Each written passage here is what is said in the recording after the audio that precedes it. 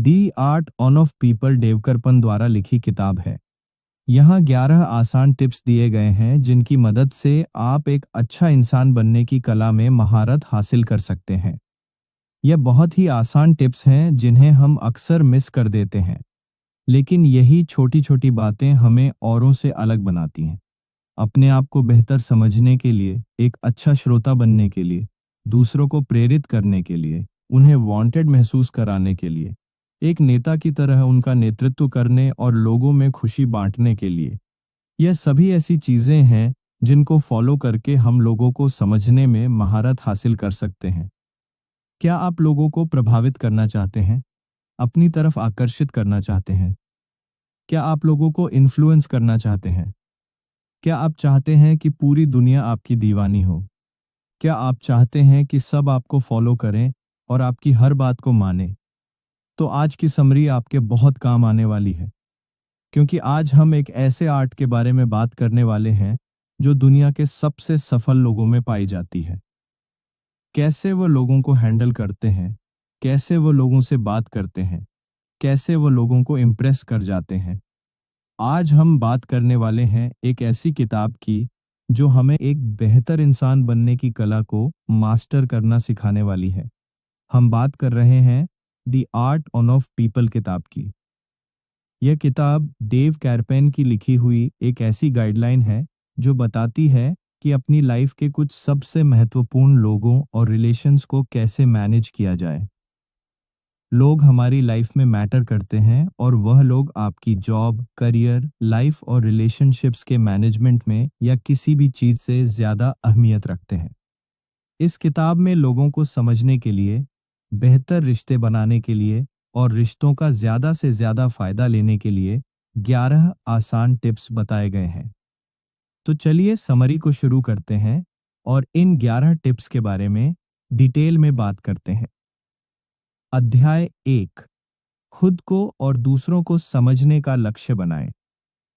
Art of people में self awareness बहुत जरूरी है, और इससे पहले कि आप किसी और को समझ पाएंगे, अपने आप को समझना बहुत जरूरी होता है। आपको जल्द एक्शन लेने चाहिए और जितना जल्दी पॉसिबल हो आपको खुद को समझने की कोशिश करना होगा।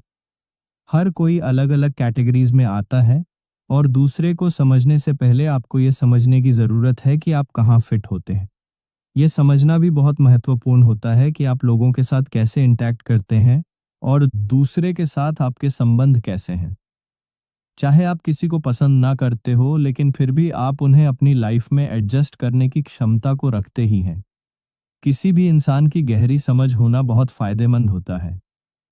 फिर चाहे आप उसे पसंद करते हो या नहीं, आपको एक चैलेंज लेना चाहिए जिसमें आपको 3 लोगों को इमेजिन करना चाहिए जिनकी कंपनी आप स्पेशली पसंद नहीं करते हैं। उनके पास जाएं और उन्हें कॉफ़ी के लिए इनवाइट करें, और जब आप उनसे मिले तो हमें उनको अच्छे से समझने के लिए उनके साथ टाइम स्पेंड करें और जानें कि उन्हें क्या पसंद है। हो सकता है आप पहले के तुलना में उन्हें और भी ज़्यादा नापसंद करने लगे, लेकिन अब आप पहले से बेहतर समझ पाएंगे। इसका मतलब यह है कि आपके पास उनके साथ फायदेमंद संबंध बनाने का कम से कम एक मौका होगा। यह लॉजिकल बात है कि आप अपने दोस्तों को उस इंसान से बेहतर जानते हैं जिनसे आप ठीक अभी मिले हैं, लेकिन फिर भी यहाँ कुछ ऐसे टिप्स हैं जिनका इस्तेमाल करके हम किसी भी इंसान से मिलते समय अपने प्रोसेस को स्पीड अप कर सकते हैं और उन्हें बेहतर समझ सकते हैं। आमतौर पर आप क्या करते हैं या आप कहाँ रहते हैं, यह सब पूछने की बजाय कुछ ऐसे सवालों पर फोकस करें, जैसे आपको क्या लगता है कि आपकी प्रोफेशनल लाइफ में सबसे रोमांचक चीज कौन सी है, और आपकी निजी जिंदगी में इस समय आपको सबसे ज्यादा क्या उत्साहित करता है। या अगर पैसे का कोई मुद्दा नहीं होता तो क्या आप कुछ अलग कर रहे होते। या आज से 5 साल बाद आप खुद को क्या करते हुए देखते हैं। क्या आपका कोई पसंदीदा चैरिटी ग्रुप है? अगर है तो आपने उन्हें ही क्यों चुना? आपके लिए रोल मॉडल कौन है और क्यों? आपकी जिंदगी में आपके लिए कौन ज्यादा प्रभावशाली रहा? और क्या आप अनुमान लगा सकते हैं कि आपके पसंदीदा शिक्षक आपके बारे में क्या कहेंगे? यह सवाल सिर्फ छुछुप्पी नहीं तोड़ते, बल्कि यह लोगों को उस बारे में बात करने के लिए मनाते हैं जो असल में मायने रखती है। जो चीज़ें उनकी पर्सनैलिटीज़, उनकी वैल्यूज़, उनके पसंद, उनकी उम्मीदें, उनके पैशंस के बारे में पता लगती हैं। इंटरेस्टिंग मत बनिए बल्कि दूसरे में इंटरेस्टेड बनिए। और ये बात तो सच है कि लोग अपने बारे में बात करना पसंद करते हैं। ये एक फैक्ट है और ये कभी चेंज होने वाला नहीं है। असल में ऐसा है कि जब भी आप किसी से बात कर रहे होते हैं, तो ज़्यादातर किसी और की बात सुनने के बजाय अपने बारे में बात करना पसंद करते हैं। तो वह जो कुछ भी कहते हैं आपके पास उसे उपयोग करने का मौका होता है। सुने और जागरूक रहें और लोगों के बारे में सीखना और समझना शुरू करें।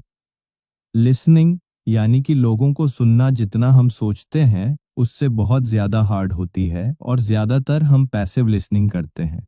हम ज़्यादातर अपने बारे में बात करने के चांस देखते रहते हैं, लेकिन इसके बजाय हमें एक्टिव सुनने की आदत को अपनाने की ज़रूरत है और सही मायने में हमें इस बात की फ़िक्र करनी चाहिए कि दूसरा इंसान क्या कह रहा है। इसमें आपका फोकस और प्रैक्टिस दोनों लगेंगे, लेकिन यह आपके रिश्तों को मजबूत करेगा। याद रखिए कि लोग आपकी परवाह से ज़्यादा अपनी देखभाल करना पसंद करते हैं। लोग अपने बारे में बात करना चाहते हैं और लोगों को सुनने और उन्हें बोलने देने से आप बिजनेस में और सभी ह्यूमन रिलेशंस में लोगों का दिल जीत सकते हैं। दूसरी चीज जिसकी इंसान चाह रखता है वो है कनेक्शन। अक्सर लोग अकेले होते हैं और अपने आप को असहाय और अलग महसूस करते हैं और इस गैप को भरने के लिए लोगों के साथ कनेक्शन की तलाश करते हैं। और यही वजह है कि लोगों को सुनना और उनसे कनेक्ट करना बहुत ज़रूरी होता है। और ऐसा करने से आप उनके मूव्स को बेहतर कर पाएंगे, समझ पाएंगे और उनके अकेलेपन को कम करने में उनकी मदद करेंगे। इसके साथ साथ आप खुद को उससे बेहतर पाएंगे और उन पर अपना अच्छा इंप्रेशन डालेंगे। लेकिन इसे करने के लिए आपको ऑथेंटिक और लॉयल होने की ज़रूरत है। आप सेल्फिश टारगेट के लिए ऐसा नहीं कर सकते और ये बहुत ज़रूरी है कि आप रिलेशंस डेवलप कर रहे हैं, क्योंकि आप दोनों के लिए ये बहुत अच्छी चीज़ है। अध्याय 2, सही लोगों से मिलने पर ध्यान दें। नेटवर्किंग के लिए एक साधारण सा तरीका है जिसके बारे में कोई बात नहीं करता है। भीड़ से बाहर खड़े होकर आप चाहते हैं कि लोग आपको नोटिस करें। ऐसे लोगों से भरी हुई एक जगह में जहां हर कोई नोटिस किया जाना चाहता है, आपके पास डिफरेंस क्रिएट करने के लिए एक पॉइंट होना चाहिए। यहाँ कुछ तारीखें हैं जो आपको अपने क्राउड से अलग दिखने में मदद कर सकते हैं। ज्यादातर लोग इसे अनावश्यक या एक ऐसी चीज मांगेंगे जो असल में काम नहीं करती है, लेकिन कोशिश करने में कोई समस्या भी नहीं है। आपको ध्यान आकर्षित करने वाले कपड़े पहनने चाहिए, कुछ ऐसा जो सबसे अलग हो और संभावित रूप से बातचीत शुरू करने वाला हो। शाइनिंग कपड़े या जूते और स्कार्फ या टाई, यह सब करने पर फोकस करें। कुछ ऐसा जिसे लोग नोटिस करें और आपसे बात करने के लिए एक्साइटेड हो। लिंक्डइन सबसे महत्वपूर्ण सोशल नेटवर्क्स में से एक है। अगर इसे सही तरीके से इस्तेमाल किया जाए तो आप लगभग किसी से भी कनेक्ट हो सकते हैं। आप हमें भी लिंक्डइन पर फॉलो करके पर्सनल कनेक्शन बना सकते हैं इसे इस्तेमाल करने के लिए।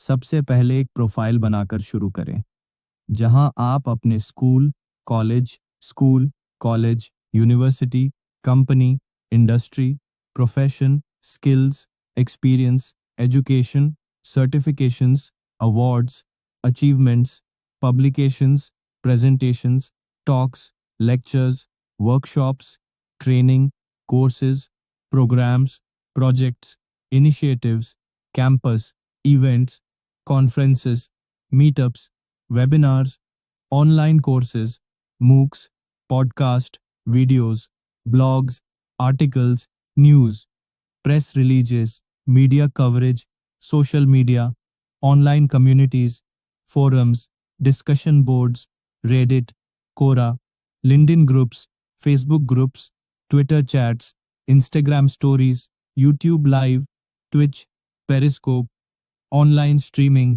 Live streaming, video conferencing, virtual events, webinars, online meetings, remote work, telecommuting, online collaboration, virtual teams, remote teams, distributed teams, global teams, international teams, cross functional. अध्याय 3। दूसरों को पढ़ना सीखें। हमने पहले से ही दूसरों को सुनने की अहमियत पर बात की है, लेकिन यह समझना आवश्यक है कि सुनना केवल कानों द्वारा सुनना नहीं है। किसी को वाकई में सुनने के लिए आपको उस पर ध्यान देना होगा कि सामने वाला इंसान क्या कह रहा है।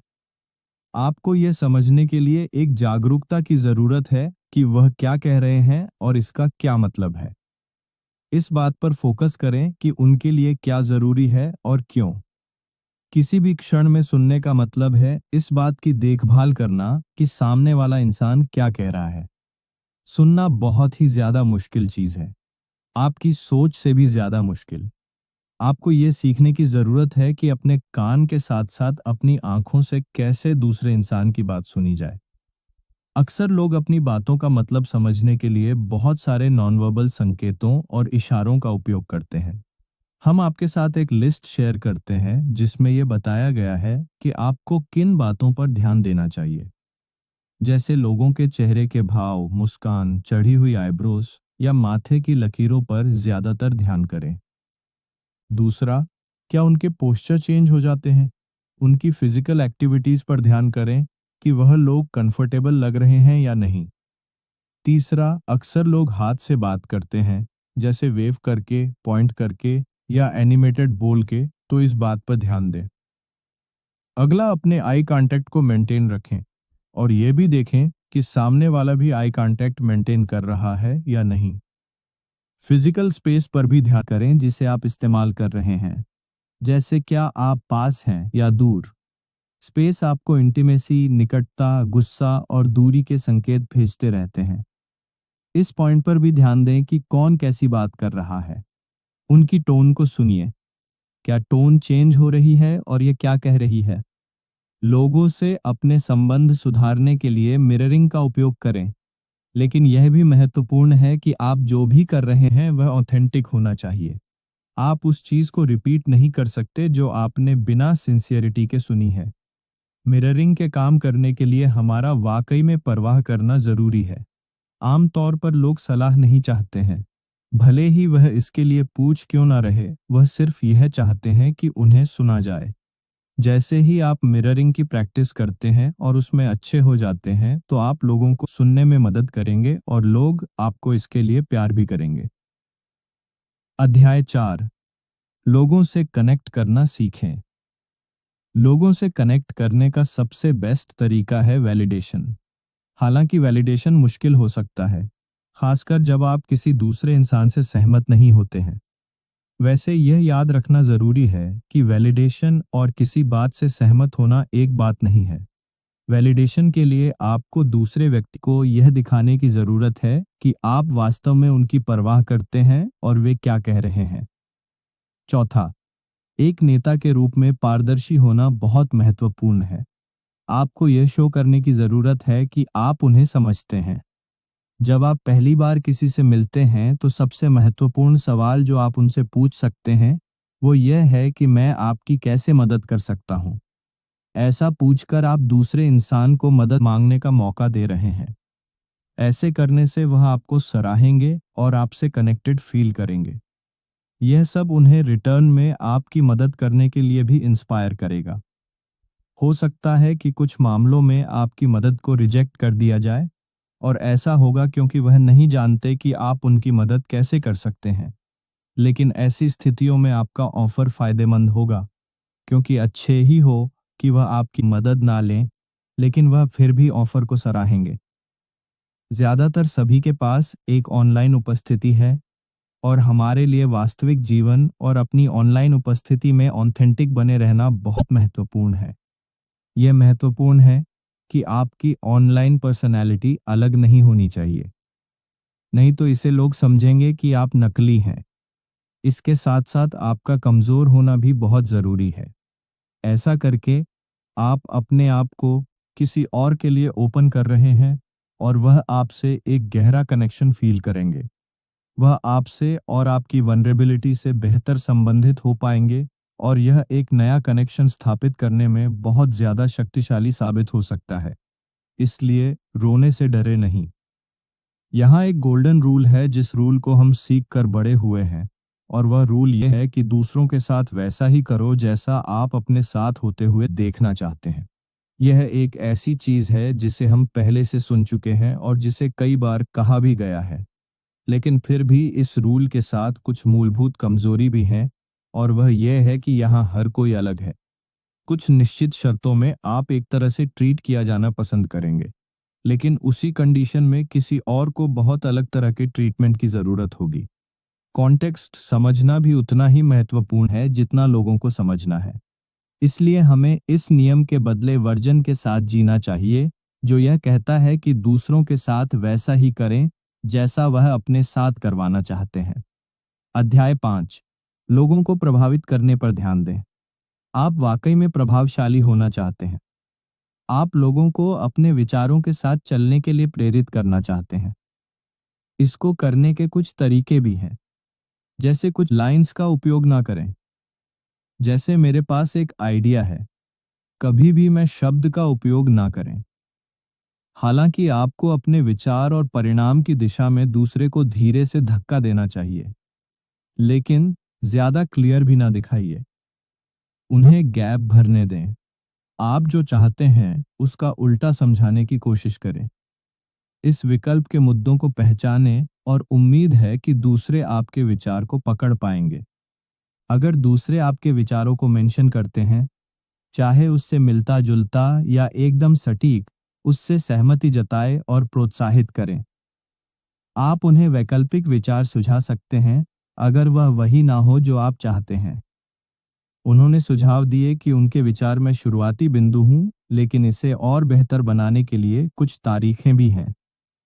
आपको असल में सेल्स पिच से बचने की जरूरत है, क्योंकि हर कोई एक सेल्स पिच को एक मील दूर से समझ जाता है और किसी को भी कोई चीज सेल किया जाना पसंद नहीं होता। ऐसे मामले में कहानी सुनाना एक बेहतर विकल्प है। कहानियों इंसान को भावनात्मक स्तर पर आपके साथ कनेक्ट करती है। एक सेल्स पिच के बजाय स्टोरी टेलिंग से प्रोडक्ट्स, सर्विसेज और आइडियाज को कोई ज्यादा ऑथेंटिक वे में सेल किया जा सकता है। दूसरों को प्रभावित करने के लिए आपको यह जानना होगा कि कब चुप रहना है और कब सुनना है। ये मायने नहीं करता कि आपको किससे क्या कहना है, क्या ऑफर देना है, क्या सेल करना है या क्या ट्रस्ट दिलाना है। यह हमेशा इफेक्टिव होता है कि आप अगले इंसान को अच्छा और सही सवाल पूछकर उसमें असली ऑथेंटिक रुचि दिखाएं। आखिर में आपको अपने आइडियाज या प्रोडक्ट्स को शेयर करने के लिए और अपना मैटर बनाने के लिए बात करनी होगी। लेकिन अगर आपने अच्छे से अपना ग्राउंड वर्क कर लिया है, तो अपना आइडिया पिच करना आपके लिए काफी आसान हो जाता है। जब तक आप उसके लिए नहीं पूछते जो आपको चाहिए, तब तक आपको वह नहीं मिलता है जो आप चाहते हैं। लोग नहीं शब्द सुनने से बहुत डरते हैं, चाहे यह किसी भी बारे में हो। लेकिन अगर आप पूछ ही नहीं रहे हैं, तो डिफ़ॉल्ट रूप से उत्तर देने के लिए एक नहीं ही होगा। इसलिए डरे नहीं और सवाल पूछें। अध्याय 6, बदलती सोच।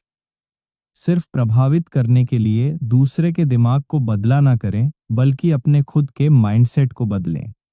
अपनी मानसिकता को बदले, किसी और की मानसिकता के बदलने तक प्रतीक्षा करने से बेहतर है।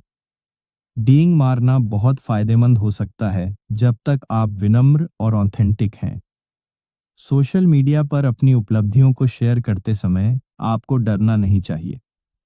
इसके साथ साथ आप ऑथेंटिक और रियल बनने की कोशिश करें। लोग आपको आखिरी में जज करेंगे ही। इसे सुनिश्चित करें कि जो आपने कहा है उस पर आप स्टैंड करें। दूसरी चीज जो आपको सोशल मीडिया पर करनी चाहिए वह है दूसरों की सच्ची तारीफ। अगर कोई तारीफ के लायक दिखा है तो कॉम्प्लीमेंट दें। ऐसा करना लोगों को उनके बारे में अच्छा फील करवाएगा और बताएगा कि आप उनमें इंटरेस्टेड हैं। आपके समय को अच्छी तरह से प्रबंधित मैनेज करना और दूसरों के साथ अपना समय व्यतीत करने को प्रबंधित करना बहुत महत्वपूर्ण है। बेहतर लोगों के साथ अपना समय मैनेजमेंट बनाए रखने के लिए कुछ सिफारिशें हैं, जैसे पिछले 3 से 4 सप्ताह के अपने कैलेंडर को देखें। आपने अलग-अलग लोगों के साथ जो समय बिताया है उसे पहचानें। अपने आप से पूछें कि जिस तरह आपने अपने समय को प्राथमिकता दी थी, क्या आप उससे खुश हैं? कम महत्वपूर्ण काम और बातचीत को सीमित करने का लक्ष्य बनाएं, जिससे आप उन लोगों पर ध्यान केंद्रित कर सकें जो महत्वपूर्ण है। एक ऐसा सिस्टम विकसित करें जो आपके लिए काम करता हो। अपनी जिंदगी के जरूरी इंसान से नियमित रूप से मिलते हैं जिनके साथ आप अपना ज्यादा समय बिताना चाहते हैं। ऐसा 1 महीने तक नियमित जारी रखें। पहले इस प्रणाली को जांच करें। चेक करें कि क्या अपने लोगों के साथ समय गुजारा है जिनके साथ आप वाकई में समय गुजारना चाहते थे। अपने सिस्टम को परखें और देखें कि क्या यह काम कर रहा है।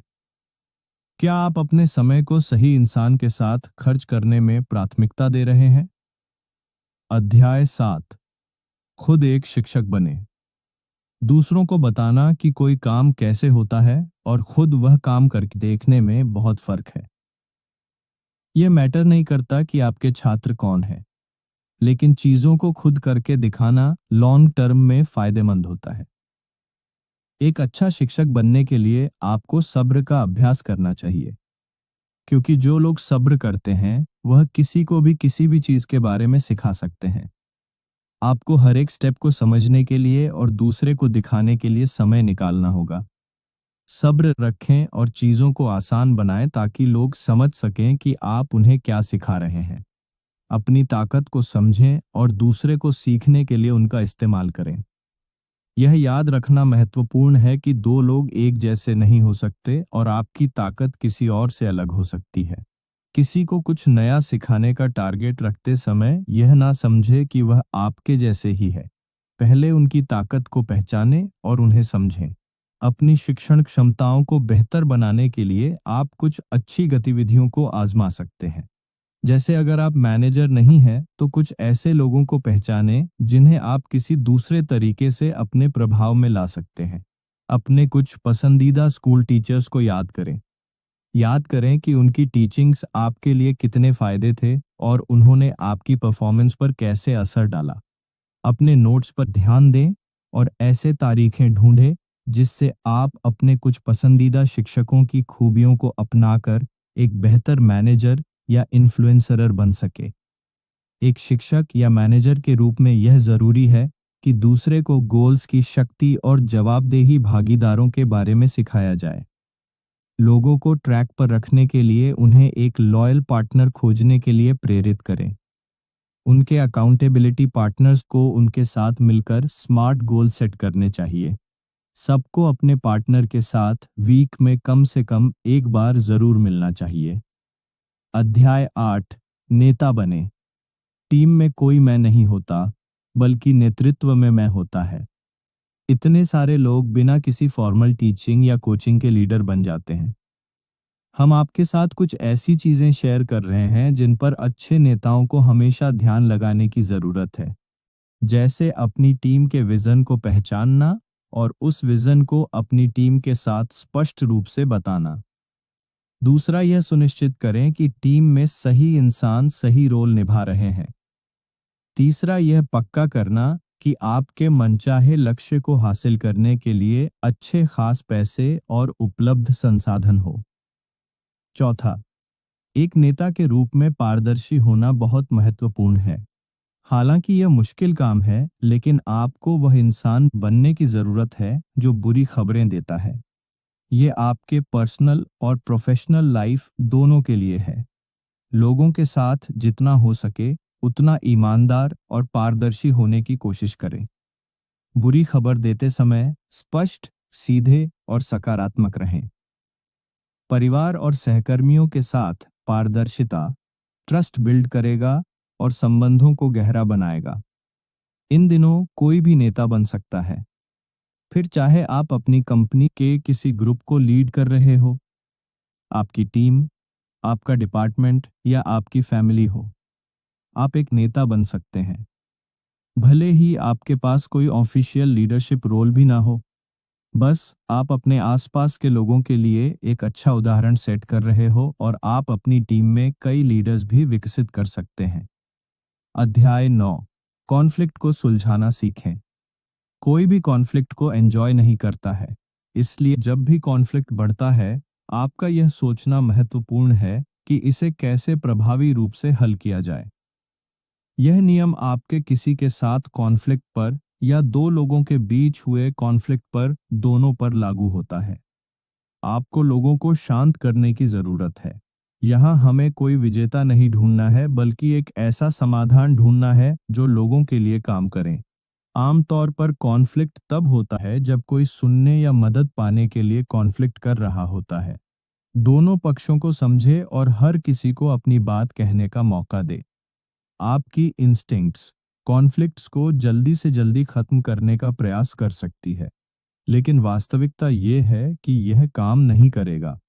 दोनों साइड्स को यह फील करने की जरूरत है कि उन्हें शांत करने से पहले ठीक से सुना गया है। अगर कोई अभी भी गुस्से में है या उसके इमोशंस लेवल हाई चल रहे हैं, तो कॉन्फ्लिक्ट्स को हल करने के लिए थोड़ा और समय लग सकता है। अगर आप कॉन्फ्लिक्ट का हिस्सा है, तो इसे हल करने का सबसे आसान तरीका है कि आप आर्ग्यूमेंट को छोड़ दें। उनके सामने समर्पण सरेंडर करें और नियंत्रण वापस अपने हाथ में ले लें। बहुत सारे लोग इसे छोड़ देना चाहते हैं या फेल होने की तरह देखते हैं, लेकिन असल में आउटकम डिसाइड करके आप सिचुएशन को कंट्रोल कर रहे होते हैं। कभी आप लोगों के साथ कॉन्फ्लिक्ट को आसानी से हल कर सकते हैं और कभी-कभी इसमें मेहनत लगती है। लेकिन समय और प्रयासों के साथ उचित सुनकर और मिररिंग करके और धैर्य के साथ आप सब ठीक कर सकते हैं। लेकिन कभी-कभी कॉन्फ्लिक्ट्स को हल नहीं किया जा सकता। अध्याय 10, लोगों के लिए प्रेरणा बने। याद रखिए कि यह सब आपके बारे में नहीं है। चाहे आप 330 या 3 ऑडियंस से बात कर रहे हैं, तो आपकी विश यही होनी चाहिए कि उन्हें इंस्पायर कैसे करें। यदि आपकी आशा उन्हें प्रेरित करने की है, तो आपका मटेरियल और आपकी डिलीवरी उनके बारे में होनी चाहिए कि किस तरह से वह ग्रो कर सकते। बहुत से लोग अपने खुद के एजेंडा में फंस जाते हैं और खुद पर और अपने प्रोडक्ट पर ज्यादा फोकस करते हैं। वह भूल जाते हैं कि उनका मुख्य लक्ष्य है दूसरों को कुछ सेल करना। इसलिए यह महत्वपूर्ण है कि आप उन पर अपना फोकस करें कि आपका प्रोडक्ट या आपकी सर्विस उनकी लाइफ को कैसे बेहतर बना सकती है या उनकी समस्याओं को कैसे हल कर सकती है। दयालुता बहुत महत्वपूर्ण होती है और यह लोगों को बेहतर फील करवा सकती है। जरूरी नहीं है कि यह कोई बड़ी चीज हो या कोई छोटा काम जैसे कचरे को उठाना। लोग कहीं एंटर कर रहे हैं तो उनके लिए दरवाजा पकड़ना या इंस्पायर करने वाले लोगों से टच में होना। बस आपको कुछ देर के लिए अपने आप पर फोकस करने के बजाय किसी और पर फोकस करना होगा। किसी को भी आलोचना अच्छा नहीं लगती, लेकिन रचनात्मक आलोचना सुधार का एक मुख्य पैरामीटर है। फीडबैक बहुत ही महत्वपूर्ण चीज है और बहुत ज्यादा जरूरी भी है। फीडबैक देते समय याद रखें कि आपकी आलोचना हमेशा रचनात्मक हो और कुछ बातों पर ध्यान दें, जैसे दूसरों के सामने आलोचना ना करें, किसी को शर्मिंदा करने की कोशिश ना करें। दूसरा, वन ऑन वन कन्वर्सेशन करें। तीसरा, प्रज सैंडविच ट्रिक का इस्तेमाल करें, यानी कि तारीफ के साथ शुरू करें और इसके बाद एक आलोचना और इसके बाद फिर से एक तारीफ करें। चौथा, इश्यूज बताने की जगह सकारात्मक समाधान सुझाव दें और नकारात्मकता पर फोकस ना करें। तो दोस्तों, अगर आपको वीडियो अच्छा लगा हो तो वीडियो को लाइक और चैनल को सब्सक्राइब कर दीजिए।